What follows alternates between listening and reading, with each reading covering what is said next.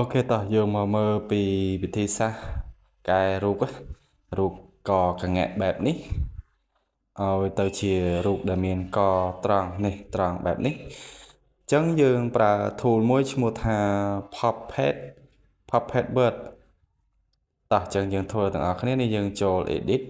យកពាក្យថា Puppet Bird ហើយយើងចាប់ទាញបែបនេះមកណាចាប់ទាញមកយើងចុច Ctrl Shift I នេះ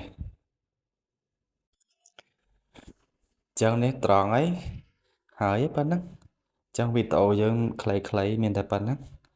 ចឹងបើសិនជាយើងចង់អនុវត្តគឺយើងអាចធ្វើបាននៅក្នុង Photoshop អូខេចឹងកុំភ្លេចអនុវត្តទាំងអស់គ្នានៅក្នុងកម្មវិធី Photoshop